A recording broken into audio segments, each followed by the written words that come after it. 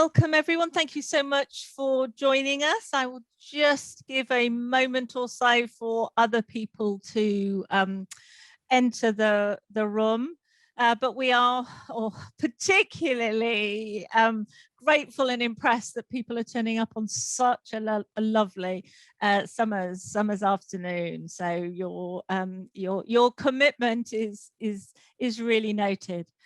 My name is Emma Knights. I'm Chief Executive at the National Governance Association, and today's topic in our summer seminar series is the Governing Board's role in developing leaders.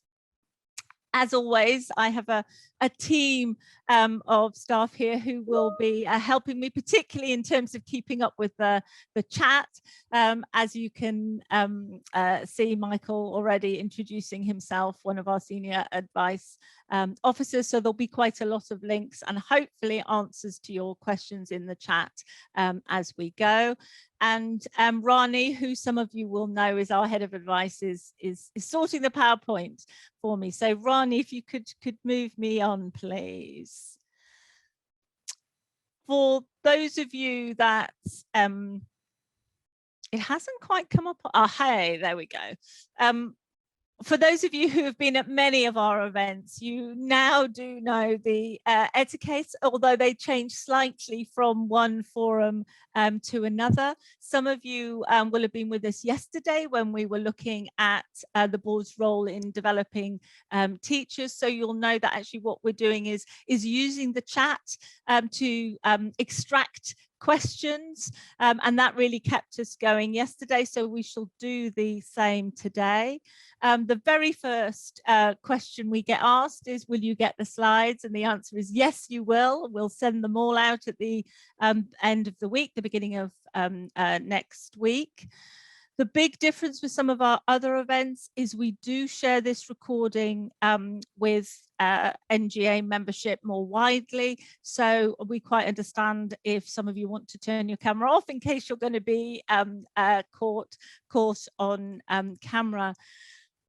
And although we send the slides out, I don't know whether everybody knows, you can actually download the chat yourself. So if you do want to do that, there's an instruction there. Someone asking yesterday that you can click on chat right at the bottom of that chat window and save it.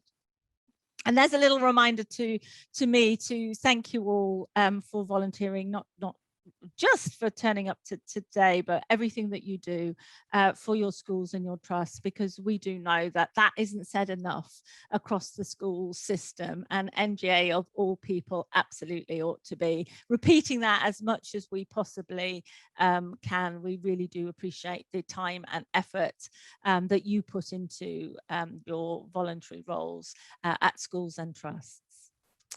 On to the next slide, please.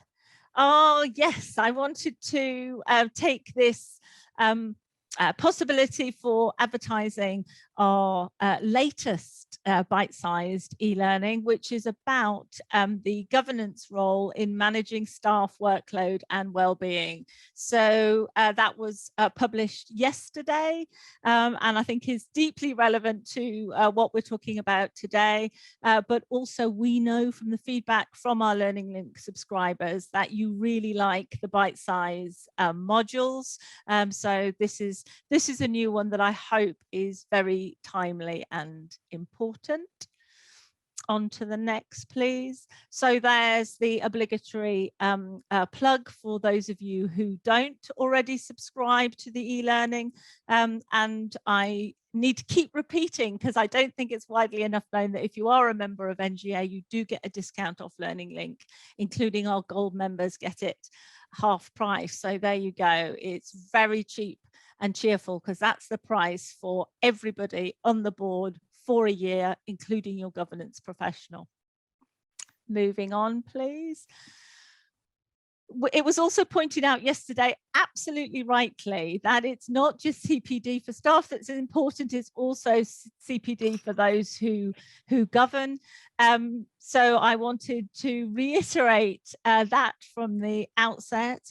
and to mention that the team have been reviewing our leading governance development programs. You'll remember that sadly the department's funding for that stopped around Christmas time. So we've been reviewing the program and working out what we can offer at a price point. I think here it's very politely called a more competitive price point. Basically, that means cheaper. So you will find us launching that slightly soon, I think soon. On to the next, please. But this is for free for those of you that are gold members. It still does surprise me that not all new members of boards are inducted terribly well. So we have decided to offer, as well as the free induction guides, a live session where we will, we hope, help those who are new to boards to really get up to speed quickly and make the most of their first 6 months.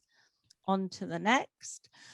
So there we have those dates for, and you'll notice they're for different types of schools and trusts. We thought it was really important when doing those induction sessions that we distinguish between the different roles that that people play. So please, I know a lot of people on this call will be chairs and vice chairs. So if you can encourage your new members to join us, I hope they'll find that useful. On to the next, Rani. So yes, the topic for today, we have a fantastic cast of people who are going to share their wisdom and knowledge and experience with you. And we will start with 3 inputs, 3 presentations about the National Professional Qualifications, the new programme for new heads, and also the role of teaching school hubs in the system, because that's changing as well. But then we'll be joined by 3 more members of the panel in order to give a broader view really of the diversity of offers that are out there, because I'm sure those of you that have chaired for some time and had these conversations with your heads and CEOs, there is a lot of choice there in terms of what is needed at different points of the leadership journey. So we'll come back and look at that in more detail in a moment, but really appreciate you joining us. On to the next. So this topic has been absolutely at the heart of what we've been doing for the last 6 months. And in fact, Gareth and Fran came and presented to us last autumn. In fact, it actually ended up being the very day the head teacher standards were published alongside the new frameworks going out for tender. And then we built on that in our autumn seminars, looking at a whole range of ways in which the governing board needed to be thinking about those that it employed, particularly leaders. So all those seminars are still available on the website. And this was a really important part of my annual address last November, in terms of joining up all those issues. The reason I actually put the link to that 3rd seminar as well, the governing board's role in school and trust improvement, because out of that discussion came such a strong strand of, if we want to, which clearly we do, improve the education that pupils are receiving, what we need to do is invest in our staff. And so we said that, you know, for NGA, this year was really going to be a year of concentrating on that role of developing staff. And although today, obviously, it's a time for leaders and such an important relationship with leaders, but I just wanted to make the point that actually we understand there's a role in terms of developing all staff. And I hope you've seen over the year that in the magazine, we've had different members of staff, types of roles being highlighted in terms of for example, school business managers and also governance professionals as well. And on to the next. So I'm now just going to flash 3 guidance documents that we've produced on the screen, and their links will be there, I think, both in the chat, but also when you read the slides. So first of all, we've done produced new guidance on that CPD for school staff and what is the board's role. On to the next. This was one, again, quite recently produced on head teacher CPD, and this is done in conjunction with Heads Up. So Kate will be joining our panel later on, and we're really appreciative of that partnership. And hence, actually, that resource is available outside our membership wall as well. And then the third one I thought was worth mentioning was the evaluation tool that was produced at the end of last year on staff and leader well-being, and that was also done in partnership and has been hugely well received. So I know a lot of you on this call will have used that to start those conversations about well-being, and obviously that need continues on. And that's enough from me. So now I am going to hand over to, I think you're going to be a double act, aren't you? So move between the two of you as you see fit.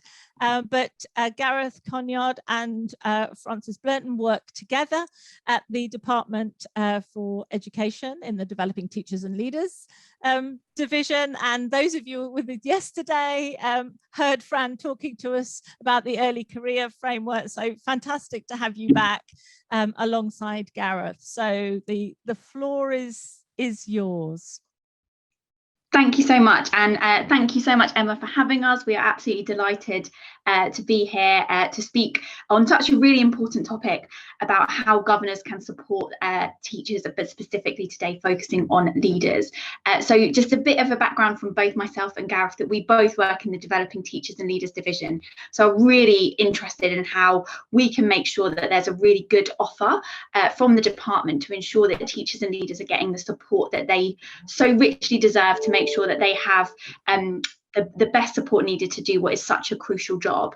So what we're going to briefly talk through is I'm going to talk through some of the updates and changes that we have made to leadership support to hopefully make it an even more attractive offer. And then Gareth will speak briefly about our new head teacher programme too. I'm aware that we want to kind of give you a whistle-stop tour of this, but if there are questions that you want to pop in the chat, please do, and we'll try and pick them up at our Q&A session, or if you don't have time, we can kind of pick them up offline. So I will move on to the next slide, if that's okay. Thank you very much. So what we wanted to briefly talk about is the department has been working for a few years now on ensuring that the professional development that is on offer to teachers and leaders is of the highest possible quality, because we know that teachers and leaders have got such a huge impact on pupil outcomes, and we want to make sure that we really are investing in supporting our teachers and leaders to deliver the absolute best quality education, particularly in the context of the pandemic. And we know that we really want investing in teachers and leaders to be central to the efforts that we're making as part of kind of recovery from that pandemic. So what we wanted to talk to you about is the offer that we have, that we're really proud of to present to leaders as the department, is our National Professional Qualifications offer. So National Professional Qualifications, for those that might not be aware of them, are sometimes called NPQs, and they're a voluntary suite of qualifications designed to support the professional development of teachers and leaders. We like to think they're very prestigious qualification, and that they're a very brilliant thing to have on your career, for your career development. So quite often we'll see kind of this being used after your name as a teacher or leader to really demonstrate that you've really committed to investing in your professional development. And they're also widely transferable between schools. So if you've done an NPQ for headship down in the Southwest, for example, it's still going to have exactly the same level of prestige if you wanted to move to a different school in a different part of the country. So we've had these national professional qualifications in the system for a while now. We started with one for headship, and we increased our offer to go for all levels of leadership, middle leaders, senior leaders, and even in expanding into chief execs as we grow the kind of trust landscape. What we're committed to doing is ensuring that these NPQs continue to offer the very best support to teachers and leaders wanting to expand their knowledge of skills. So we've recently undertaken a reform of this programme to make sure that the qualifications are really as good as they can be and are really meeting the needs of leaders at this moment in time for the profession. What we've done is, for those of you that kind of heard me speak on the early career framework yesterday, we've really invested in ensuring that the evidence base behind what is in those qualifications is up to date. And we have worked with the Education Endowment Foundation, who have independently verified the evidence base in this framework to ensure that we are really investing in what works in education and training our leaders to understand and recognise really good practice. And what we've managed to do is ensure that the best evidence base is embedded both in your early career support and then all the way through to leadership, so that as your journey as a professional, you are investing and learning and building on the skills that you've learned before. So if you do a qualification when you're a middle leader, for example, when you want to continue on that and you might want to do a qualification to be ahead, you'll be building on the knowledge that you've already learned and really honing and investing honing and making sure your skills are really up to date and based on the best available evidence. So the major part of the reform is we have slightly changed our offer for middle leaders, and this is based on feedback from many participants who have undertaken NPQs and also wider stakeholders who were saying that actually there's a huge range of responsibilities for middle leaders, and the one qualification for a middle leader seemed to be a little bit too generic and didn't necessarily meet the wide range of things that middle leaders have to do. So what we have done is we've worked with an expert group, and we're really grateful for the support of NGA and some of the work that we've done in the reforms of the NPQs. And we've introduced kind of 3 new specialist NPQs. So we've replaced the middle leadership NPQ with 3 specialist NPQs, which represent the different routes that middle leaders might tend to take. So we've got one in leading teacher development, which is all about ensuring that teachers are well developed and well trained. We've got one on leading teaching, which is for people that are responsible for curriculum leads or phase leads. And this is really investing in those skills that you need to be an excellent curriculum planner, an excellent head of department, all of those skills that we know are really important. And we've also got a qualification in leading behaviour and culture, which again is for people that are leading behaviour across schools, across phases, pastoral leads, because we know that having the right behaviour and the right culture in a school will really help to set the right environment for pupils to succeed. So we're introducing those 3 qualifications from this autumn, and this will be the first time that they're kind of out in the system. We're really excited to kind of see them out there. We've also introduced we've also reformed our leadership NPQs. So we've got our senior leadership NPQ, our headship NPQ, and our executive leadership NPQ. And we've reviewed the evidence base in all of these qualifications to make sure that it's really up to date and is aligned with everything that people have learned before. So that is a very brief overview of our national professional qualifications. I will just move us on to the next slide. Thank you. I think this is hopefully technology allowing, just going to play a brief video clip that will give an overview of what I have just said. National Professional Qualifications, or NPQs, are trusted, transferable qualifications accredited by the Department for Education and designed to help you become a more effective teacher and leader. We're committed to ensuring that NPQs continue supporting teachers and leaders. That's why we're introducing a reformed suite of NPQs from September 2021. NPQs can be completed flexibly around existing commitments. We want all teachers and leaders to access the best development opportunities. We designed these reformed NPQs in collaboration with an expert advisory group and consulted with a range of education specialists. The existing NPQs in senior leadership, headship, and executive leadership have been refreshed to ensure they are underpinned by the latest evidence. We've replaced the existing middle leadership NPQ with 3 new specialist NPQs. The Leading Teacher Development NPQ, which focuses on giving teachers the expertise to support the training and development of others, including early career teachers. The Leading Teaching NPQ, which aims to develop teachers who are subject leads or responsible for improving teaching practice in a subject or phase. The Leading Behaviour and Culture NPQ, which is about developing teachers who have responsibilities for leading behaviour and culture. These changes are part of a wider set of reforms which will create a thread of high-quality support, training and development throughout a teacher's career, whether you're looking to take the next step or have a greater impact in your current role. An NPQ can help you demonstrate your continued commitment to and expertise in school leadership and specialist areas of teaching practice. Go to gov.uk for more information. Thank you. And we'll just move on to the next slide. So just to kind of recap, because one of the things that we want to really make clear is why we have changed these NPQs. What do we think is worth doing, and why we want you to be aware of them, and maybe to be talking to your boards and your school leaders about the opportunities to do NPQs in the future. So as I said, the current arrangement, we have replaced the middle leadership NPQ with 3 new NPQs.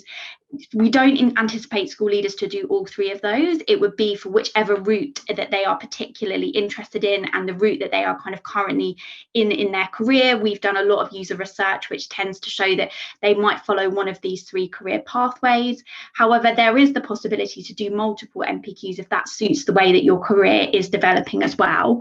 But it's worth saying that the most important thing is that the knowledge and the skills that they're gaining from this qualification, they have got the ability to kind of practice those in the school that they're doing. So we'd really encourage people to think about the roles that they're doing, whether there's the qualification that can support them to be even better in those roles and even more successful. It's worth also saying that we've thought really carefully about the assessment for these qualifications.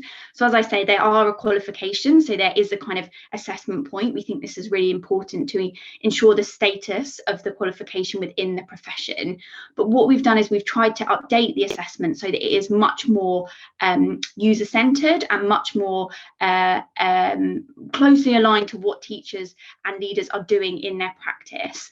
We have also updated the assessment criteria so that part of the assessment is you get from taking part in the National Professional Qualification, and you also still have to complete a final assessment. So instead of it all being kind of a project base, which is what we used to do, we've tried to really align it to taking part in the National Professional Qualification and reducing those workload burdens for teachers and school leaders. So if in conversations people are asking that they're worried about the assessment, it is something that we've thought really carefully about, and we'd encourage people to kind of consider the new requirements for assessment as part of this part of thinking about what is best for their professional development. We also wanted to draw attention to our funding available. So this is something that we're really pleased to be able to announce. As some of you might have seen in the news over the last few weeks, the Prime Minister made an announcement related to education recovery. And as part of that announcement, we were delighted that we were able to secure 184 million of new funding for national professional qualifications. So the exact details of what the scholarships will be available for the funding will be announced in the next few weeks. So we're really just working through the final details of those. But I think what's the really positive is the amount of funding that we have secured to demonstrate the commitment to investing in school leadership and the development of school leadership. So that we're really would encourage you, once the details are out, and we'll make sure we share them with colleagues with NGA, to be thinking about this free funding offer, because we're really pushing to get as many access to as many free qualifications as possible. And it might be something that your school felt like funding is a barrier to access, but we're hoping to be able to remove as many barriers to access as possible. So I'm really conscious of time, and I know that Gareth wants to talk a little bit about our additional support offer for head teachers as well. But just to kind of summarise there, that we'll provide some further detail about how the funding will be spent, but we'd encourage boards to be thinking about NPQs as part of the package of support that they might be considering for their school leadership teams in the future. Gareth, over to you. Thank you, Frances. So I want to talk a little bit about some additional support we've been able to secure this time for head teachers, in particular new head teachers. And taking a step back, I think it's worth reflecting on the journey we've gone through overall with NPQs, which started back in 2017 with an open consultation which had thousands of responses from the system, where we asked people what they would value in terms of nationally recognised qualifications, what should be in those qualifications, what their experience of taking them reflected, which in part led to the development of the specialist NPQs, as Francis has outlined. What it also led to was a number of people really reinforcing that although the NPQH was a beneficial qualification in and of itself, and as some of you I've noticed have acknowledged in the chat, it's a long-standing qualification. Initially, indeed, it used to be a mandatory qualification.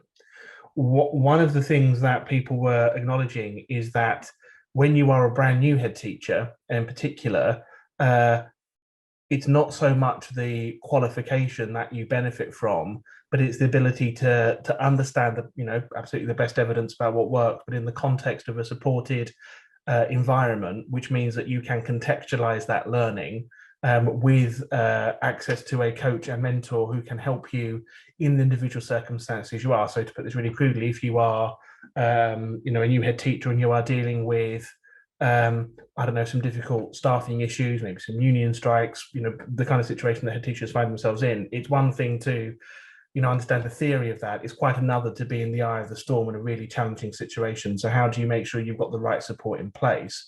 We know that comes from lots of different sources already. People do have peer support groups, and of course governing bodies are a key source of support for leaders.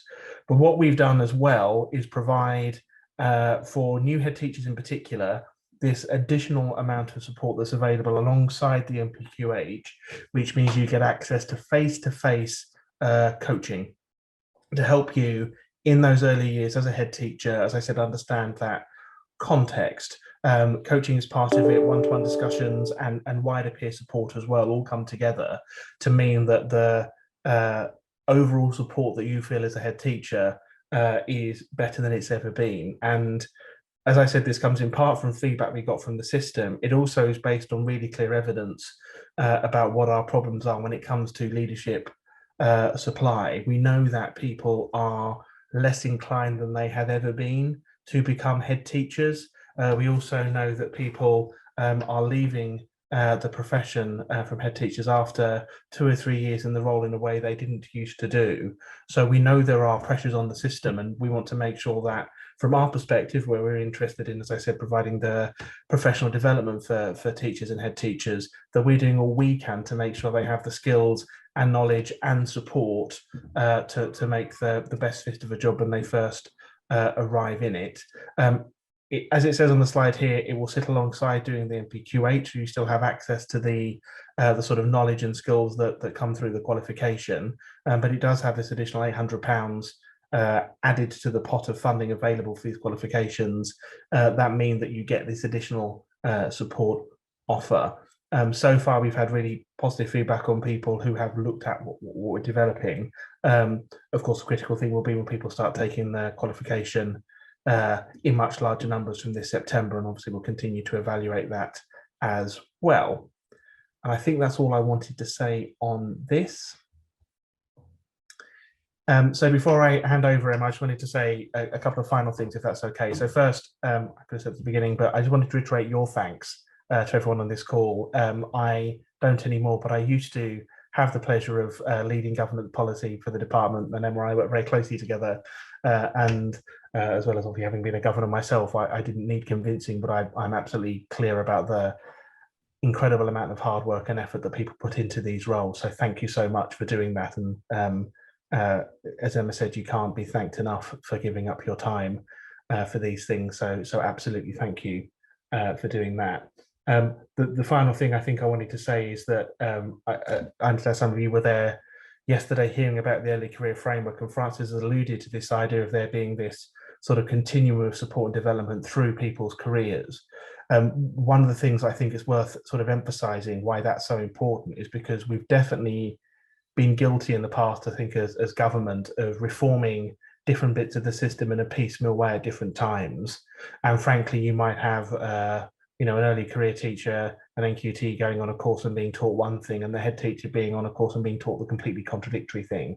So we are really clear here that what we wanted to do is to get consistency and uniformity, and to do that not based on anything other than what the best evidence tells us, which is why the point Francis made about these qualifications being externally validated by the Education Endowment Foundation is really important. These aren't qualifications that have been written by civil servants and ministers. They are qualifications that have been designed by the profession and endorsed by the Education Endowment Foundation. So we're confident that they are based on the best evidence that we have for what is effective in the system now, and that really matters. I'll stop there. Thank you so much to both of you. I also had to switch off my camera for a while because I was told I was unstable. So I think a number of us are struggling today. So we will manage if people disappear, but I don't normally like to do that at events. So just before I hand over to Melanie, I'm sure that because there were two of you, the other person probably could see some of the questions that were coming up, but I just thought maybe two of them that are very sort of DFE focused, it just might be worth picking off because they're quite factual. One was around costs. If you don't get the funding, and you might want to say a little bit more about who does get the funding, or as much as you can say about that, what are the costs? And I know obviously the different providers, I think, have slightly different costs, don't they? But if you want to say a little bit about the cost. But the other point which you may have seen there was just a little bit more about the coaches. How do you get hold of them? Are those through the same provider? So if you don't mind just answering those at this point, I think that could be helpful. I'm happy to answer both of those, but Francis, by all means, tell me if I've got it wrong. On the first point, Emma, so these are qualifications that do cost money. They do vary based on the qualification more than by provider. And in particular, the executive leader qualification is more expensive. They basically get more expensive as you go through the sort of seniority of qualification, if you like. I think the executive leader qualification comes in at around £4,000, whereas the specialist NPQs are around £1,000. What I think is worth saying here, though, is that with the amount of money that was agreed announced last week, we are talking about a really significant increase in the number of NPQs that we will fund.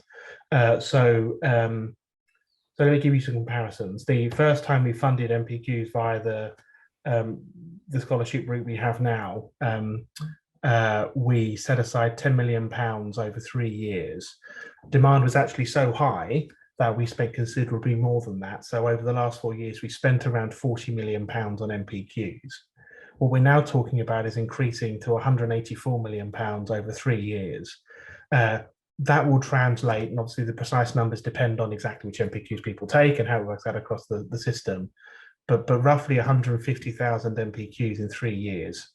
So it is possible that there are people who still won't be funded because demand is that high. But actually, when you think about the number of people in the teaching workforce, that's something like a third of teachers. And on a practical level, schools will obviously want to try and sequence some of this stuff. Wonderfully, it is to have everyone in your school doing an NPQ at the same time. There are reasons why you might want to do that, right? So actually, I think if you are a teacher in a maintained school, state school, I should say, so an academy or maintained school in the state system, I would expect in most cases you to be able to receive funding through this. We'll obviously have to see how it goes, and if demand massively exceeds that amount of money, then we'll have to make some decisions about prioritisation. But it is a lot of money. So at this stage, I'm expecting to be able to pay for people in state schooling. The people who won't be covered are the people who you'd expect to. So we won't be looking to pay for people in overseas schools who take NPQs. They still do that now, and they pay cost, and also people in the private school system as well. But the state schools are looking to fund it. In terms of how they access this stuff, we have 9 providers who we have contracted to deliver NPQs. The money basically will go to them to pay for the cost of delivering the NPQ. What you will do as a school is contact one of those providers to deliver the NPQ for you. They've worked out where they're delivering across the country. Some places will have one provider, others will have multiple providers operating. Over time, we'd expect to see that market evolve. You'll hear from Melanie in a bit, who will talk about the key role that teaching schools are playing in all of this, because in most cases, these are going to be delivered via your local teaching school hub, although some providers are working through other delivery partners as well. But basically, you sign up with a provider. We have a digital platform that you can do that through. Then it's all covered. They will provide the training for you. They'll explain how it works. It's all provided free of charge. And that includes the additional coaching offer as well for those head teachers who are eligible for it. So it should be reasonably straightforward. That's definitely our intention. Thank you. And we need to make sure, obviously, that we pass that information on to people as well, don't we? So that it's done as easily as it can be. And no doubt leaders out there are more aware of those routes. But I think it's really important that chairs and other members of the boards understand that and can encourage people to apply to various options. So thank you for that. But with that, and I've certainly come back to some of those other questions when we have the full panel. But you did a very nice segue to Melanie from the Teaching School Council. So I'd like to welcome you formally, Melanie, and please do take the stage and tell us about the role of the Teaching School hubs from now on, really. Yes, thank you. I will do. Thank you very much, Emma. Hello, everyone. Really pleased to be here. So I'm Melanie Rinalden from the Teaching School Council, and I joined the team in February expressly to support the setup of the new network of teaching school hubs. So I'm going to come on to tell you a little bit more about that network and what they're here to do and how they can help you in a minute. But I suppose pertinent to today, I'm also a governor of a primary 3-school multi-academy trust as well. So I'm sort of both sides of the table for today. And actually, even just the process of going to thinking about responding to the questions that Emma posed for me today was useful, both from a sort of day job perspective, but actually also from a governance perspective as well, of just thinking how good am I at following my own advice when it comes to the trust that I sit on the board for. So that's me. Do you mind moving on? Oh, we can move on again from that. Thank you. So I will just a tiny bit of introduction to the Teaching School Council if you don't know it already. The Teaching School Council has been around for a little while actually, and emerged from the original teaching school community as a sort of group of representatives of that community who wanted to support each other and also work effectively with government on the development of all aspects of education policy really relevant to teaching schools. And the council plays the role of the sector body for teaching schools and now teaching school hubs. And in doing that, does things like this, comes and tells people about what teaching schools are and how to engage with them. But we also work very closely with the policy teams at the Department for Education on professional development policy and the way that sort of interfaces with teaching school hubs. The council is going through a bit of a transition stage at the moment because we are coming off on the sort of towards the end of the last 10 years journey of the national network of teaching schools, which some of you, probably your schools are teaching schools, have been teaching schools and teaching school alliances. And many of them, if not all of them in some capacity, will have worked with teaching schools. Teaching schools are coming to the end of their designation period at the end of this year, and we will move to the new system of teaching school hubs. And with that change, which is a move from 700 or so teaching schools to the new national network of 87, comes a development of the Teaching School Council to become the Teaching School Hub Council and drawing representatives from across that new network. So we're just going through some of those changes in sort of membership composition focus as we respond to the new challenges ahead and the opportunities that teaching school hubs have to really make a significant contribution, we hope, to the responding to the need for really effective professional development right through teachers and leaders' careers. So that's the Teaching School Council, soon to be Teaching School Hub Council. By the way, feel free to drop any questions in the chat as we go. I see people have been doing that while Francis and Gareth have been talking, so do continue.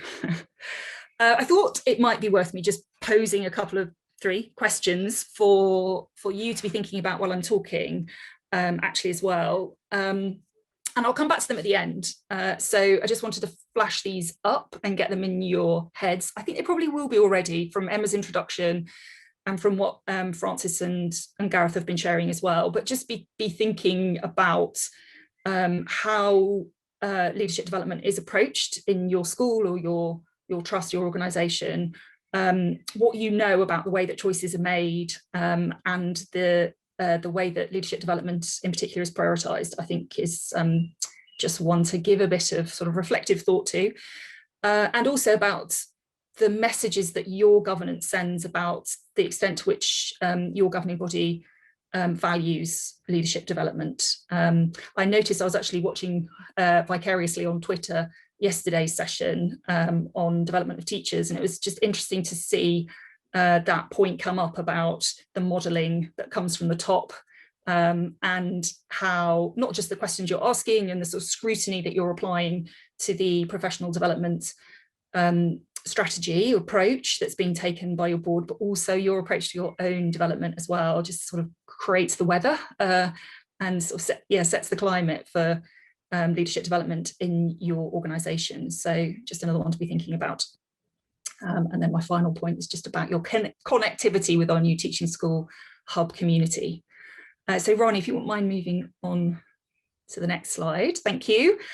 So I feel I'm probably slightly at danger of preaching to the thoroughly converted here, but it just felt important to me before sort of going into some of the mechanics around what Teaching School Hubs are and how they'll work and how you can connect with them, just to sort of go back a little bit to the intent and the reason why Teaching School Hubs and actually all of this sort of professional development reform that Francis and Gareth have been talking about is happening, and just restating the case, should it be necessary, for why leadership development in particular, and you can extend that to teacher development as well, of course, is so important. And I've just drawn on 2 sources to make the argument for me here.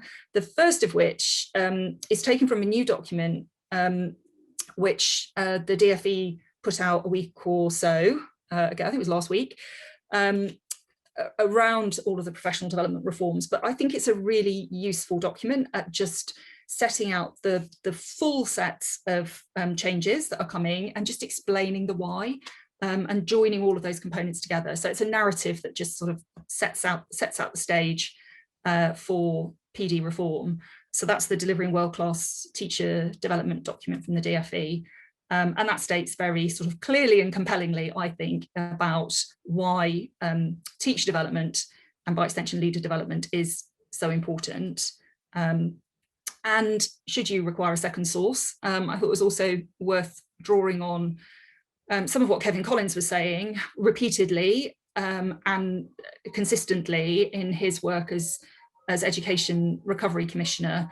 And of course, we know all about his 3 T's, but I think actually the T that got overlooked in a lot of the coverage around the recovery package was the T around teaching and leadership, which is where the funding that Gareth and Francis were just talking about for the MPQs sort of comes in, and supporting the rollout of the education of the early career framework. But Kevin, whenever he was asked about, what are the interventions that we, what are the bets that we can place? What are the things that we can do that are going to best support our children to bounce back from the experiences of the pandemic? The thing that he consistently came back with was it's about the quality of teaching, and we know that is the best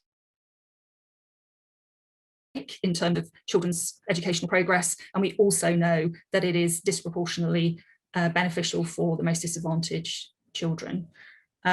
so I thought it was, I'll let them make the case for me, but I think it's pretty compelling argument as to why we should be paying attention to teacher development, and just, by extension, I know both of those quotes say teacher and not leader development, but leaders, of course, their responsibility is about setting the conditions for the very best teaching to take place in the classroom. And although the relationship between leader development and educational outcomes is a sort of long and complex and quite a noisy, messy one, the evidence does point to investment in high quality, evidence-informed investment in leader development having a measurable impact on outcomes for children, and of course in the way that they set the conditions for the great teaching to take place. So anyway, hopefully they've made the case for you, as they have for me. I see someone asking about the 3 T's, and somebody has very kindly, Emma's very kindly answered the question on 3 T's. I'm obviously living in a bubble of sort of education jargon. So thank you, Emma, for explaining that. I think the point that is made here really, I think convincingly, is that teacher and leader development is school improvement. So I was really interested to hear Emma say that in her introduction as something that had come out of one of the discussion groups that you'd had at one of your previous events. And I just think that we need to say that really, really firmly and really frequently, because actually I think it is insufficiently understood that teacher and leader development is school improvement. It's not this separate other thing that you can sort of, compartmentalize and put over there. It is the best route to school improvement that we have. Okay, Ronnie, if you wouldn't mind flashing on to the next slide, thank you. So having sort of set out the case for prioritising leader development and teacher development with it, I wanted just to pause on what does governance of leadership development look like. So here actually I went back to the governance handbook just to remind myself what that says, and actually it was really encouraging to see how unequivocal the governance handbook is on that point, because there you go, that sentence is lifted from the governance handbook, and they repeat that refrain that I just made. Teacher and leader development is the most important form of school improvement that we have at our disposal. But then I've just also extracted there from the section about accountability for educational performance, some of the slightly more specific expectations that there are being made of all of us as governors in terms of our oversight of leader development in particular. So I think, there's a set of questions that flow from that for you as governors and trustees about what that looks like at your organisation. If you are accountable for educational performance, which many of you will be, then you are accountable for professional development in your schools. So where and how does that happen in your governance structure? What is the sort of reporting arrangements that you have for that, and how often does it sort of get an airing? How much attention is it given? How much is it prioritised? So that one I think is one to take away and have a think about. The other thing I was just reflecting on preparing for this as well is that I think quite often there can be a sort of petering out as you get further up the pyramid in schools. So I think in the more sort of early career stages of teaching, there is probably more sort of acceptance and attention given to professional development. It is, I think, a bit more routine than it is as you get up into more senior levels within school structures. And I think that's sometimes partly due to a sort of prioritization of what happens directly on the front line in classrooms. And I think probably sometimes it's resource driven. So I actually saw a comment earlier on about sort of, governance training being sort of at the bottom of the list because it's children first. But we need to be thinking about, that going back to that point about teacher and leader development is the best route we have to school improvement, whether we're prioritising investment right. And I accept that is in the context of constrained resources, so understood on that front. But yeah, anyway, so what does the pyramid look like in your school or organisation? And is there enough attention being given to the sort of top part of the pyramid as much as there is to the bottom? Right, let's press on. Ronnie, if you wouldn't mind moving on to the next slide. So hopefully that, if you weren't already convinced, which I'm sure lots of you came convinced that this was important, hopefully you are more so now. So if you want to take action to support your school, or you want to encourage your school to take action, where is the place that you can go to get guidance and also access provision on all of this? And so this is where Teaching School Hubs fit into the picture. They are a new national network of schools, so they are all school-led, who are acting as centres of excellence for teacher and leader training and development. So I'll just tell you a little bit more about how they will work on the next slide. Here we go. So there are now 87 teaching school hubs across the country. So unlike teaching schools which came before them, if you engage with the teaching school world very much, where actually there was sort of lots of overlap, and there were parts of the country that were really underserved by the previous teaching school network. The new network of teaching school hubs actually takes the country and carves it up into 87 parcels. So every school has an allocated teaching school hub. And if you go on gov.uk and search for teaching school hubs, there is a list that will tell you which is the relevant teaching school hub for your area and who the contact person is and how to get in touch with them. So in a way that wasn't the case before, where it was actually quite sort of complicated and messy and sometimes gappy, it is now really straightforward for every school to identify this support, because they have a teaching school hub whose job it is to support them with teacher and leader learning and development. So they are the national delivery infrastructure that is going to lead the way on rolling out the reforms that form part of this golden thread on professional development. So they play a role right from initial teacher training through early career framework, the national professional qualifications that we've just been hearing about, and so all the way up into executive leader support and development. So the sort of full continuum. And as Gareth said, there are other providers operating sort of variously in different parts of this this offer, but what the teaching school hubs provide is that sort of safety net of making sure that in every part of the country, for every school, they can access provision, and that just wasn't consistently the case before. So that really hopefully helps those schools that have felt sometimes like they've fallen between the cracks. And in addition to the sort of golden thread rollout, what teaching school hubs will also do is offer additional professional development built off a evidence base in terms of what we know works when it comes to professional development, and responding to the needs of their local area as well. So that is in brief what they do. And then how we're rolling out. So they're actually just in setup phase at the moment, although they are very busy and they are doing lots of work reaching out to their school communities. On average, a hub will work with something around 250 schools. That's kind of size of area that they are catering for.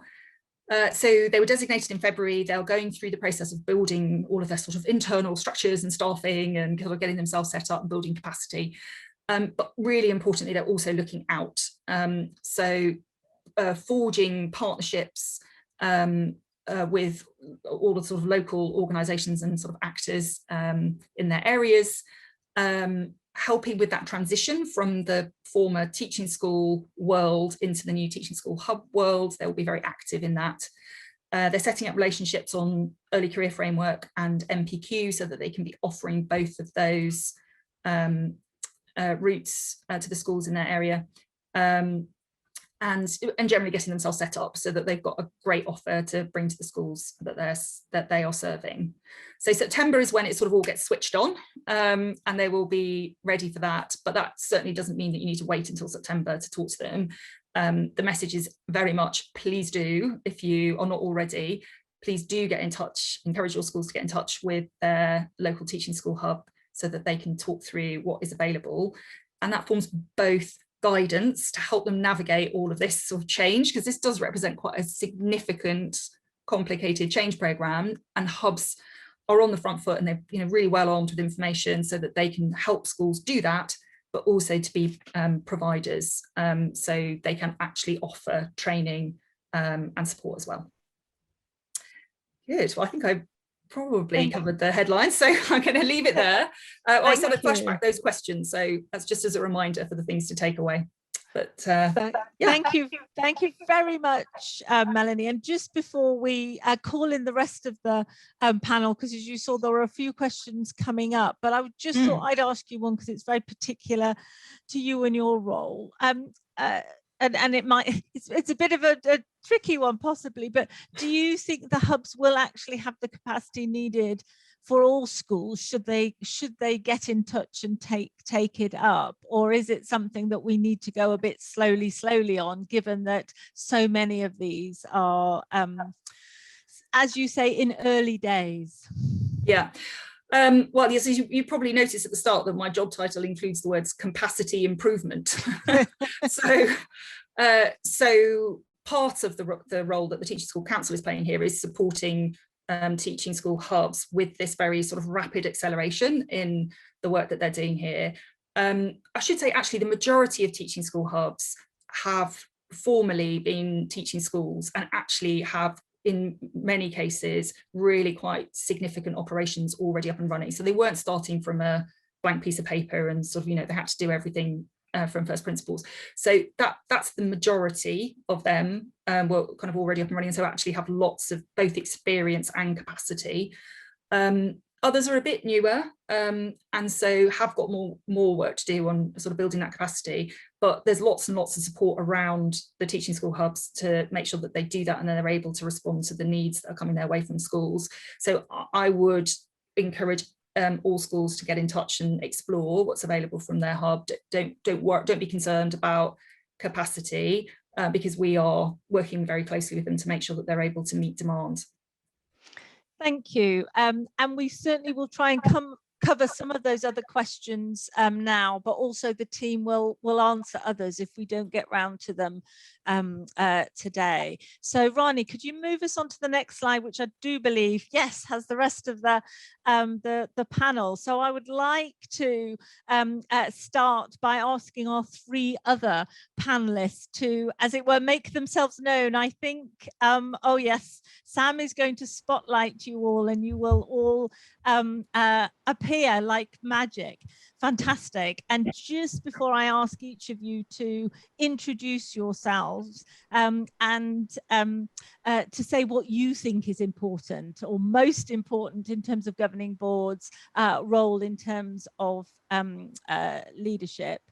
I just wanted to make the point that both BAME-Ed and Women-Ed have been sort of partners and collaborators with NGA really for quite a long time. In fact, Viv, I think you might have spoken at NGA conference just in the early days as you were setting up Women-Ed and came to talk to us about the importance of governing boards considering female leaders and the development of women in leadership. And similarly with BAME-Ed, we have worked right before we launched everyone on board. You were very helpful in terms of supporting that campaign of ours, and we've been, I think, right from your inaugural conferences, and now we have got a joint steering group with BAME-Ed looking at the issues of governing boards' roles in ensuring race equality. So I know that's not the topic for today, but I just thought it was important to say this was just one little part of the way we work with other people. But I'm going to start with you, Kate, if I may, because I know you've stood in very late notice, and so I know you need to nip off a bit early, so it would be too awful if you didn't get a chance to start us off. So Kate, would you introduce yourself and heads up and say a little bit about what you think is important? Yes, hi Emma, hello everyone. Hi Viv, hi Arv. Well, I'm Kate, I'm from the Heads Up for Head Teachers, and we're a growing network of head teachers, past, present and future. And we have a mission, and that is that all head teachers are given the support to be the leaders that they set out to be. And we do this by celebrating the skills and experiences and vulnerabilities of head teachers, by providing them with safe spaces to share their authentic selves, to connect with other head teachers in a very intentional and supportive space. So I suppose, gosh, where do we start?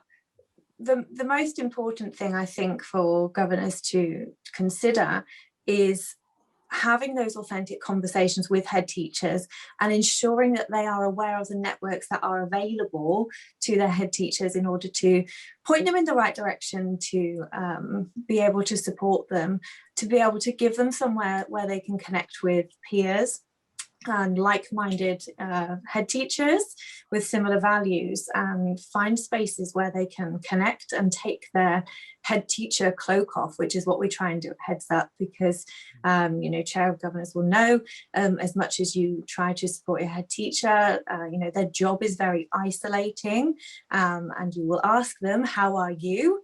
And you will probably get the same answer time after time. That's, yep, I'm fine. I'm doing okay. Yeah, I'm fine, thanks. Busy, fine. But actually something that we try and do at Heads Up is just really break that barrier down so that we really get to know, how are you? Because the, you know, the answer is often, you know, actually, yeah, I'm not fine. And we know, as part of our network, unfortunately, we find that lots of head teachers are really quite isolated, you know, but we believe that school leadership is the most challenging and rewarding job in education, and actually head teachers don't always get the recognition and the positive feedback that they deserve and that they need. So it's really important that governing bodies really surround their head teacher. You know, they're such an important asset in school, you know, and really champion the work that they do. So yes. Thank you. Really, really important perspective, is, as you say, I think always, but particularly given the year or more that we've had at the moment. And certainly that's the sort of feedback we've been having from governing boards over this period, that absolutely the amount of I don't know about time, but certainly care taken in terms of the more support end of that support and challenge has been really, really important. Arv, would you like to go next, please? Thank you, and thank you for setting this up and inviting me. Two different heads that I've got on to join you today. First of all, I've got my BayMed hat on, and I'm a trustee at BayMed. And for those of you who don't know about BayMed, we are a grassroots organisation that started 4 years ago in a bid to support the process of people from minority ethnic backgrounds being able to flourish within the school sector. And that's throughout, whether you're NQT, all the way through the process towards headship and beyond. And helping and providing resources, spotlighting, amplifying voices. But what it's developed into is that more of an inclusive approach, where we've actually reached out to organisations, and quite often organisations reach out to us saying, we want to improve the picture that we've got at the moment. Can you help us by signposting other people or other organisations that will enable us to do what we want to do in a more ethical manner? And obviously, like you've talked about the relationship with the NGA for a long time, and we've been encouraging good practice, and there's been some reverse work as well in terms of us understanding the importance of governance, and also helping elevate governance within our schools, so that I think there were a few comments coming up in terms of, one, a lack of development within the governing boards, but also some of the heads, especially new to posts, who perhaps don't see the importance or the strength that a strong relationship can have with having a good governing and critical governing body as part of your team as such in terms of running schools. So from that point of view, there's a lot of work to be done, and I think it's quite an organic project, it's a positive project in terms of encouraging that good work and encouraging people that want to be on that journey to improve, and not just leaving them to it, but actually providing them with the resources to do that and the expertise. My other head, I jumped ship earlier on this year from the school sector. So I am actually a specialist maths teacher within secondary schools, but now I'm within the FE sector as an equality, diversity, inclusion manager for the Milton Keynes College Group, which has 2 campuses, 19 prisons that we provide, high security prisons that we provide education to across England, but very much still with my hand within the local school networks that are feeders essentially, but also again encouraging that good practice and using that model of having that inclusive approach. So it's really about how do we get to a point where we feel that the model becomes self-sustained, because at the moment, as soon as the foot is taken off the pedal, whether it's in terms of leadership excellence, no matter who you are, or whether you're trying to improve from a diversity inclusion point of view, as soon as you take the foot off the pedal, things tend to stagnate and move backwards. Nothing remains the same. So it's about embedding good practice, and it's understanding the importance of governance from my point of view. I mean, in terms of your key strands that you have at your disposal, which is the appointment process and development of head teachers, funding, and then also to do with the ethos of the schools that you govern. And when governance and headship work really, really well, and there are some exceptional examples around the country, it's quite, the synergy is amazing, and what they're able to do in terms of culture change is amazing. But quite often we find that there are other factors that stop that happening, whether it's time pressures, whether it's expertise, skill sets, etc., within governing bodies and headships as well. And how do you move that argument forward? And the key component here is that the accountability framework behind it, in terms of not just for your governing body, in terms of what do you look like and what do you do and what do you hold yourself accountable for in terms of your practices, but what do you hold the schools accountable for that you are the governing body for? As much as you may not be responsible for the granular day-to-day activities, and some governing bodies are involved in various forms through learning walks and observations and all those different things that go on within schools, but also how do you support the head and encourage good behaviours in the headships, that we improve our pipelines within the schools.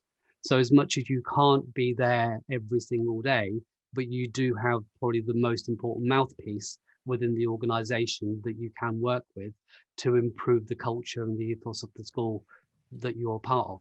So it's really, how do we steer those conversations, and how do you get the teeth to be able to do that, and build those strong relationships so you do have that influence within how a school looks. We're still sitting in a situation where we've got just over 96%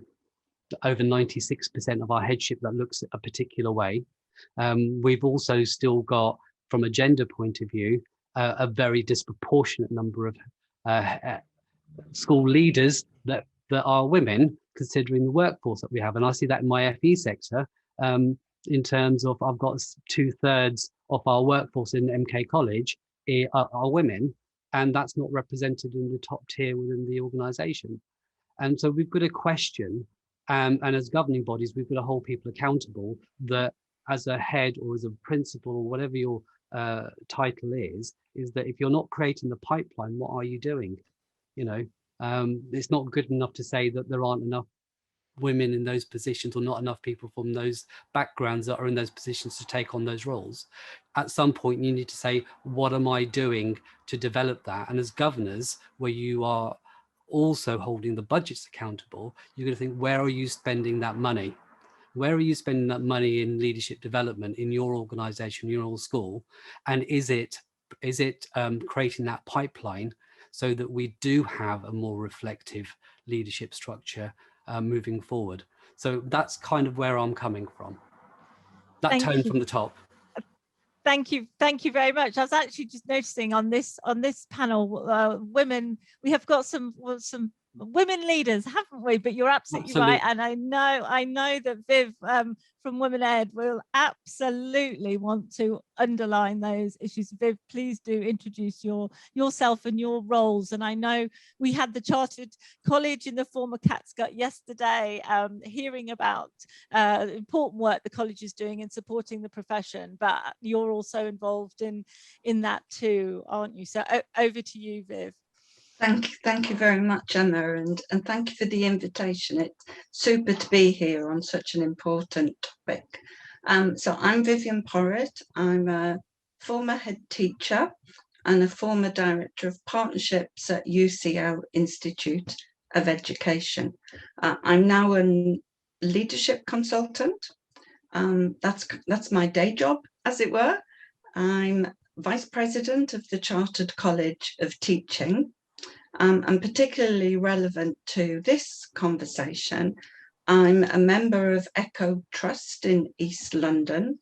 I'm a non-executive director of Captiva Learning UK Limited, and I'm delighted that I'm now becoming chair of a strategic board for the East London Teaching School Hub. And certainly I worked with very many teaching schools while at the Institute of Education, and I'm thrilled to be involved in a small way in that development. I'm representing Women Ed, which is 6 years old. We've just had our 6th birthday, and we are a grassroots movement. We're working hard at the moment to become a charity. And we also are a global movement. We began wanting to simply give women a voice on Twitter, and it has grown slightly from there, in that we now are closing in on 40,000 followers for Women Ed. And actually, if any of you aren't following, you could help us reach those 40,000, because as far as we're concerned, governors are leaders of education, and women governors are, and men, but women governors are particularly welcome as part of Women Ed. And I can see several of our community in the chat already. What I'd like to suggest for consideration is absolutely everything that I've said. So let's take that as read. Fully agree with that. But I want to look at it in a slightly more granular way. In that sense, I'd like governors to consider, in terms of leadership development, which leaders gain leadership development, because there is a significant amount of research that suggests that both women and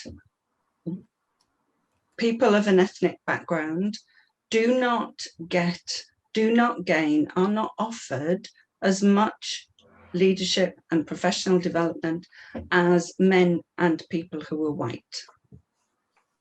So with me highlighting that, I think one of the key questions then for governors is, how do you know which leaders are engaged in leadership development?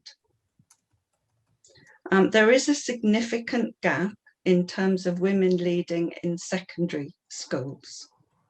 Obviously in primary, there are very many more women, you all know that and see that, but they tend to lead smaller schools on the whole, whereas men in primary, the small number of men in primary tend to lead bigger schools. So there's a question there in terms of the support for your head, if you're in a primary school, in terms of how you may want them to develop, what holds them back from gaining roles in larger schools. My second question then is, what's the content of the leadership development programs and opportunities?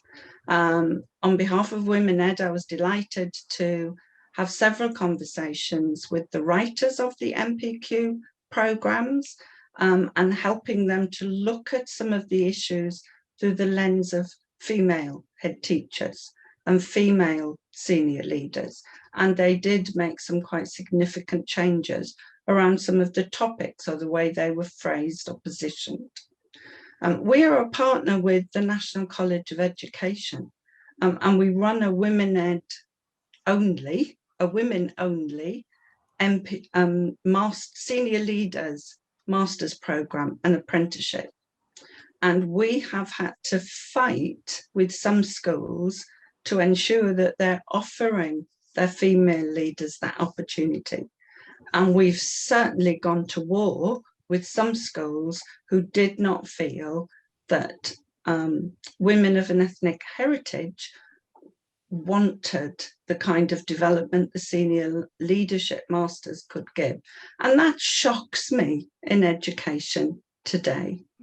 So it's really good that we talk about leadership development, but if leadership development is perpetuating the status quo of white men on the whole leading education via trustees and trust boards, then we need to make something more specific. We need to do a bit of disruption.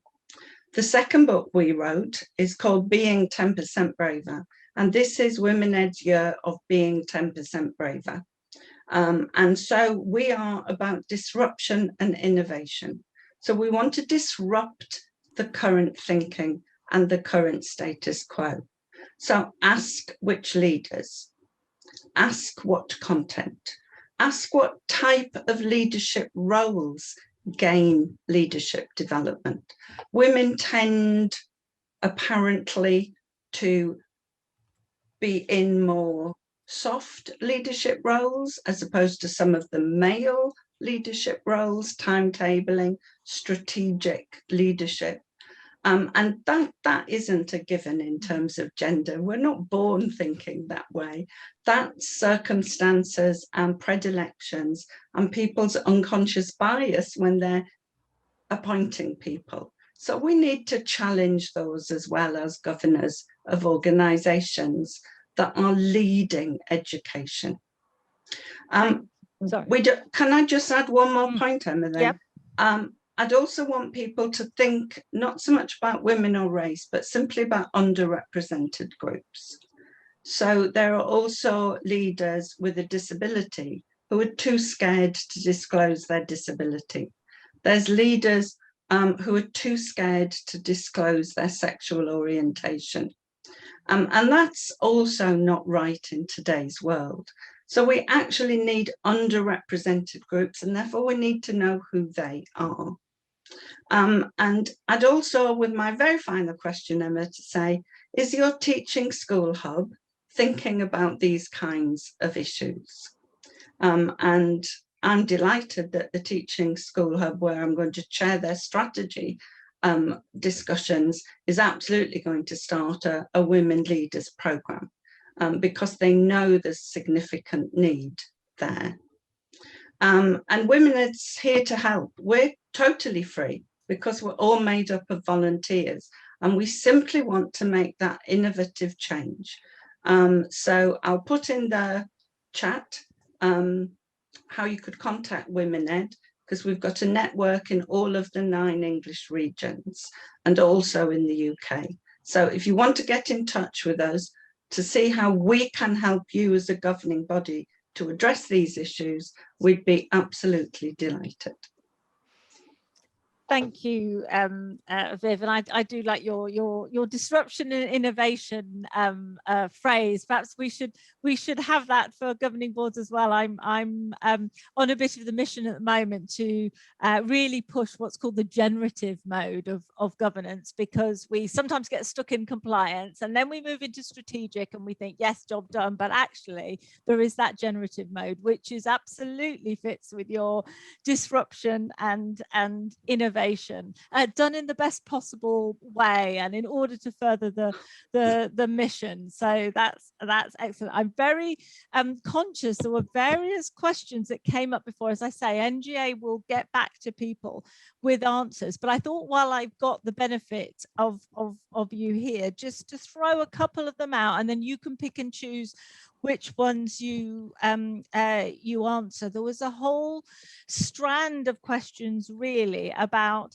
how boards can make these decisions, because there are lots and lots of options. Obviously, we already heard from DFE and from Mel about the sort of MPQ system, but there are many others, and someone, I think actually it was Julia who commented on, actually, what about masters? Some heads are saying, should I do an MEd instead? How do we weigh these things up as boards? There's also the point about cost, what brings value? There were some questions about impact, what makes the real difference for whom, whether or not we can use the apprenticeship levy. That's really quite a lot to be getting on with, but when you're a board, or perhaps initially a chair, knowing those options is difficult enough, and then working out what is right for the person at the time. And clearly one would do that in,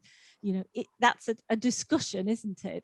It's not something that one would order, although sometimes heads do need encouragement, and executives need encouragement to make the time. So go on, Mel, you've got your hand up, you go first. Thanks, Emma. So my thoughts on that are, some of that is in the questions that you ask. So it's the questions rather than you giving the answers, I think. So asking your head teacher why they believe that the proposals that they're making are the right one for them or for their team, just getting them to set out the rationale, the kind of thought process, the decision-making process that they've gone through.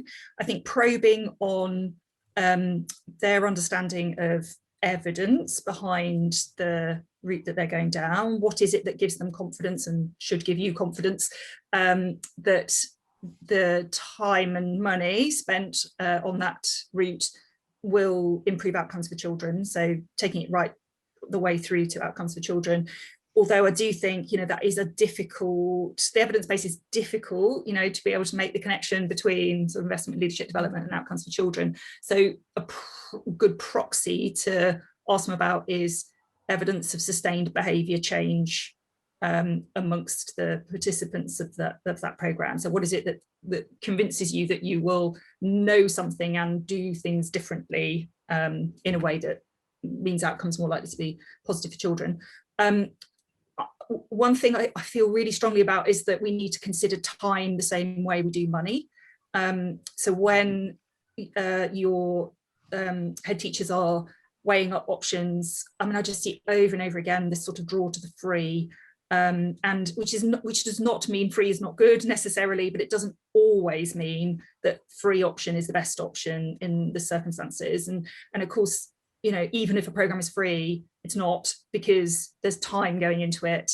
And so we should be both considering time as money when it comes to sort of weighing up the decisions here, and also interrogating free with the same rigor as we do paid for. Anyway, so just a few thoughts. No, thank you. Would anyone else like to contribute on any of those bits? How would a governing board work out with their head teacher which is the best route to take?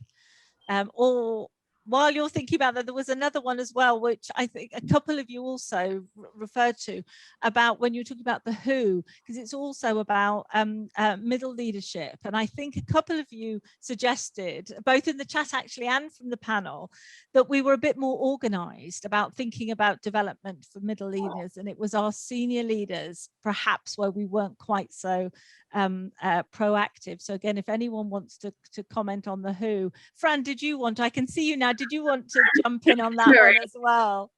I'm slightly struggling with my connection. Sure. I keep getting unable people, so hopefully you can all still hear me. I just wanted to kind of reiterate some of Melanie's points about how do you know what is the best quality offer, and one of the things that I kind of also wanted to pick up from the chat was about kind of how we make sure that the national professional qualifications aren't just about teaching and learning, because we know that there's other parts that make a really successful school leader. And one of the questions was, is there anything on governance in the national professional qualification? So I'm pleased to confirm that in senior leadership, headship and executive leadership, there is a specific module on governance. So there is a kind of whole section related to governance that we're really grateful for NGA and other colleagues for helping us shape. So I think one of the things I would say about how you choose the best for your specific leader, obviously, is about what they specifically need to focus and want to focus and develop on. And the content of all our frameworks are kind of published and online. And it's one of those things, I think, just to check that the content of the frameworks is going to really help them to get and build on those skills that they need to do. So we've designed the frameworks to kind of build on each other, but the other thing that might be worth considering is what they've done before. So some of them might have done professional qualifications in the past or master studies in the past as well. So one of the things I would kind of just urge is that we've tried to kind of make the content as transparent as possible around national professional qualifications. So you can go on there and do that thing of looking into detail about what the content is going to offer them, and hope that that will kind of meet the needs of their individual circumstances. Thank you, Fran. And Arv, you've got your hand up. Do jump in. Yeah, as well as the qualification aspect of it, it's actually the enrollee experience that sometimes people that are looking to develop have. And I think we're at a wonderful stage at the moment where we can exploit what's happened over the last year, where we revalue what work we should value. And it's not the location of where you do the work, it's actually the work that you're doing. And as governing bodies, perhaps encouraging some of our senior leadership teams to work from home occasionally, or perhaps on a regular basis, which then opens up that that opportunity within the schools for somebody to step up and actually be held accountable and know what that feels like on a weekly basis. So you can imagine a head working in school 4 days a week, 1 day away, and then the deputy or the assistant heads are stepping up into that those roles where they're held accountable in a live situation, and that gives you that opportunity for that to happen, but also exploiting the situation that just by being present 7 till 7 on the school premises isn't always the most valuable use of your time, and working from home and utilizing your time throughout the week so that you can do that would be a way forward. That would then also open up to other types of working patterns, which would then enable people who have different responsibilities that may have been barriers for them to actually progress within leadership. So whether they're childcare, whether they're parental care, whatever the situation may be that's hindered people, is actually thinking, you know what, does this person need to be on the premises during this time? If we can still have them being productive, but in different ways and still doing their role, but then it opening up opportunities for other people to have that experience of leading real time. And again, that framework would really help people to know what it feels like to be a leader in a school, rather than just studying and learning the theoretical side quite often, or the role modeling, all those different things. But we all know, until you're standing in those shoes, you don't really know what it feels like. And that's where a lot of people struggle. Really good points, Av. And in fact, just a reminder to our members that the seminar that we did about increasing diversity and inclusion amongst leadership talked a lot about flexible working and doing things differently. And that's certainly something that I personally champion. My first senior leadership job was as a job share.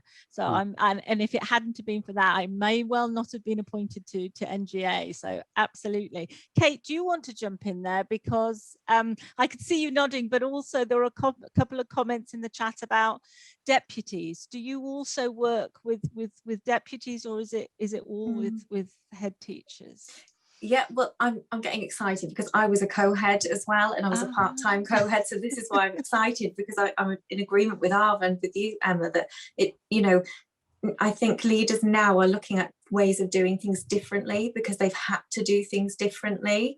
So as Arv said, it's allowing other people to step into that role and give them a taste of what headship is really like, because you will never know what it is like to be a head teacher until you've been a head teacher. And this is why networks like the ones that here are so invaluable, because they give people the chance to connect with people who are at the coalface, living this day in, day out. But yes, to answer the questions in the chat, Heads Up for Head Teachers offers support for aspiring, serving and former head teachers. And in September, we're going to start to launch our peer support network meetings for deputy head teachers as well, because there's a demand for that too. So we'll be sending some comms out. We are all over Twitter, so we'll be putting things online that you can catch up with, but we already offer these for head teachers twice a week, along with different events. But I think there is a growing demand for deputies and those who are considering jumping into headship. So yes is the answer. Thank you. And I'm conscious of the time. I think we have 1 minute left, but also Viv and Fran, you perhaps haven't come back in. So although I might not have time to go around the whole panel, is there one last thing you'd like to say in 30 seconds, Viv, for governing boards, our chairs, vice chairs and others to take away with them and actually do, because they're people that want to make a difference? Oh, you're still muted, Viv. That's not bad. That's the only time it's happened. And it would be me with 30 seconds to go. I'd encourage people to look at our website, and particularly our page about our 4 campaigns. The detail is on there at the moment about reducing the gender pay gap. And we will then be working on the next 3, which is representation of women and representation of women of an ethnic heritage, and also advocating for flexible working. And I want to say, Emma, how much I agree with you about the apprenticeship levy, because I think schools in particular can make much more use of that. And that removes the concern about funding then for underrepresented groups in terms of leadership development. That can't be used against them in that way. So I would absolutely agree with that, and that Women Ed's here to support and help in any way that we can. Thank you. And Fran, if you could still hear me, do you have you got a last word before I finish up? Just to say a big thank you for having us, and that further detail will be coming out in terms of the funding available for the National Professional Qualifications. So Emma will make sure that we share that with you as soon as it's out, so that you can make sure boards have got access to that information, and we can consider whether that's an option that you would like to discuss with your schools and with your leadership teams, and we'd encourage you to think about that going forward. But a huge thank you for having us. Well, thank you so much for giving up your time today. And usually out of these seminars, we try and make something else happen from NGA's point of view, such as the resource that we produced with Heads Up recently. So I'm really conscious that's an awful lot for governors and trustees to absorb. So I think NGA has a role there in trying to summarize and corral and signpost. So we will certainly try and do that. So thank you all again, both our panelists, really illuminating, and also those of you who have joined us. I will now say goodbye. I hope there's still some sun where you are and you can enjoy it for a little while. We'll just keep the meeting up for a moment, just so if people want to save the chat. I think there were lots of good ideas there as well, to just give you a moment to do that. So thank you all. Some of you we may well be seeing again tomorrow, when we talk about the governing board's role in overseeing resources. So moving on to the real hard stuff tomorrow. See some of you then. Thank Thank you. Goodbye.